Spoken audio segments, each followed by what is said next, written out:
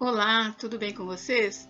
Hoje, dia 137 da nossa leitura do Novo Testamento, estamos dando início ao livro de Gálatas. Este é o 9º livro do Novo Testamento da Bíblia e provavelmente a primeira carta que Paulo escreveu aos cristãos. Ele provavelmente escreveu esta carta aos Gálatas enquanto viajava pela Macedônia durante sua terceira viagem missionária, por volta de 55 a 57 d.C. Era endereçada inicialmente às igrejas da Galácia, uma região que na época era habitada por um grupo de origem celta, localizada na região central da atual Turquia.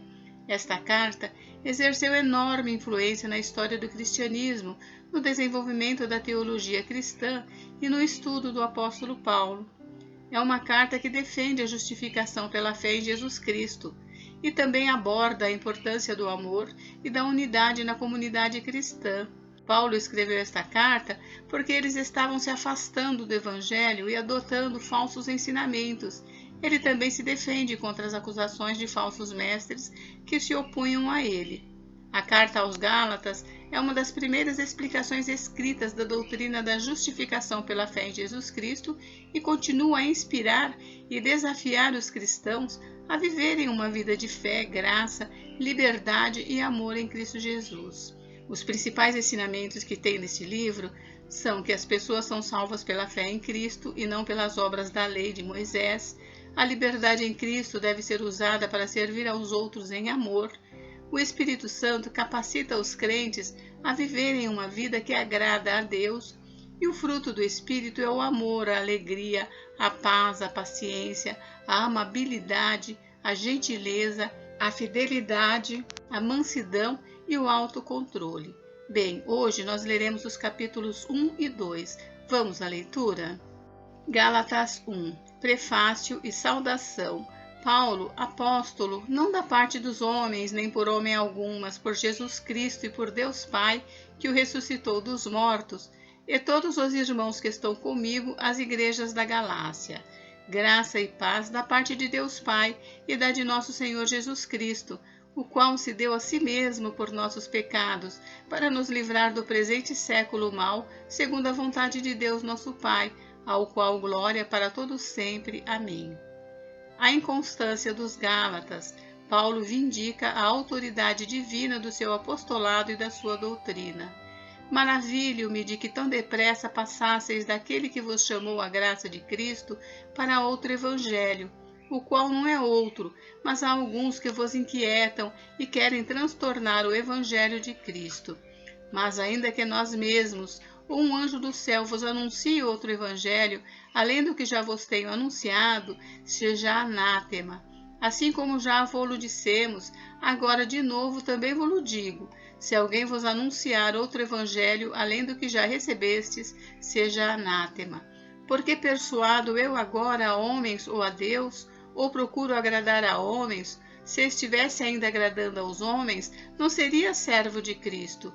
Mas faço-vos saber, irmãos, que o evangelho que por mim foi anunciado não é segundo os homens, porque não recebi nem aprendi de homem algum, mas pela revelação de Jesus Cristo. Porque já ouvistes qual foi antigamente a minha conduta no judaísmo, como sobremaneira perseguia a igreja de Deus e a assolava. E na minha nação excedia em judaísmo a muitos da minha idade, sendo extremamente zeloso das tradições de meus pais. Mas quando aprouve a Deus, que desde o ventre de minha mãe me separou e me chamou pela sua graça, revelar seu Filho em mim, para que eu pregasse entre os gentios, não consultei carne nem sangue, nem tornei a Jerusalém a ter com os que já antes de mim eram apóstolos, mas parti para a Arábia e voltei outra vez a Damasco. Depois, passados 3 anos, fui a Jerusalém para ver a Pedro e fiquei com ele 15 dias. Eu não via nenhum outro dos apóstolos, senão a Tiago, irmão do Senhor. Ora, acerca do que vos escrevo, eis que diante de Deus testifico que não minto. Depois fui para as partes da Síria e da Cilícia, e não era conhecido de vista das igrejas da Judéia que estavam em Cristo, mas somente tinham ouvido dizer: aquele que já nos perseguiu anuncia agora a fé que antes destruía, e glorificavam a Deus a respeito de mim. Gálatas 2. Depois de passado 14 anos, subi outra vez a Jerusalém com Barnabé, levando também comigo Tito, e subi por uma revelação, e lhes expus o evangelho que prego entre os gentios, e particularmente aos que estavam em estima, para que de maneira alguma não corresse ou não tivesse corrido em vão. Mas nem ainda Tito, que estava comigo, sendo grego, foi constrangido a circuncidar-se. E isso por causa dos falsos irmãos que se tinham entremetido e secretamente entraram a espiar a nossa liberdade que temos em Cristo Jesus para nos porem em servidão, aos quais nem ainda por uma hora cedemos com sujeição, para que a verdade do Evangelho permanecesse entre vós. E quanto àqueles que pareciam ser alguma coisa, quais tenham sido noutro tempo, não se me dá, Deus não aceita a aparência do homem. Esses, digo, que pareciam ser alguma coisa, nada me comunicaram. Antes, pelo contrário, quando viram que o evangelho da incircuncisão me estava confiado, como a Pedro da circuncisão, porque aquele que operou eficazmente em Pedro para o apostolado da circuncisão, esse operou também em mim com eficácia para com os gentios, e conhecendo Tiago, Cefas e João, que eram considerados como as colunas, a graça que se me havia dado, deram-nos as destras, em comunhão comigo e com Barnabé, para que nós fôssemos aos gentios e eles à circuncisão, recomendando-nos somente que nos lembrássemos dos pobres, o que também procurei fazer com diligência.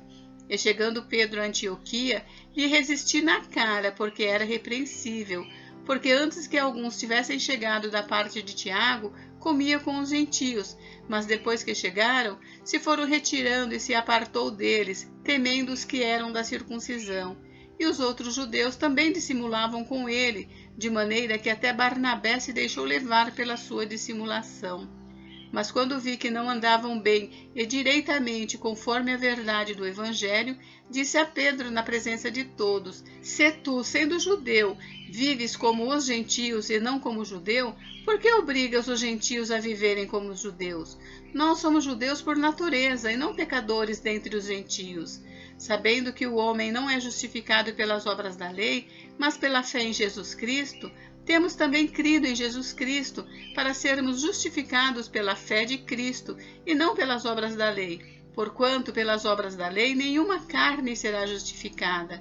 Pois se nós que procuramos ser justificados em Cristo, nós mesmos também somos achados pecadores, é porventura Cristo ministro do pecado? De maneira nenhuma, porque se torno a edificar aquilo que destruí, constituo-me a mim mesmo transgressor.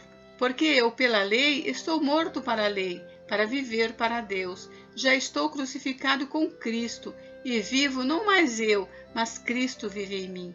E a vida que agora vivo na carne, vivo-a na fé do Filho de Deus, o qual me amou e se entregou a si mesmo por mim. Não aniquilo a graça de Deus, porque se a justiça provém da lei, segue-se que Cristo morreu debalde. Gente, encerramos por hoje, mas amanhã tem mais. Fiquem com Deus, Deus abençoe vocês. Até amanhã.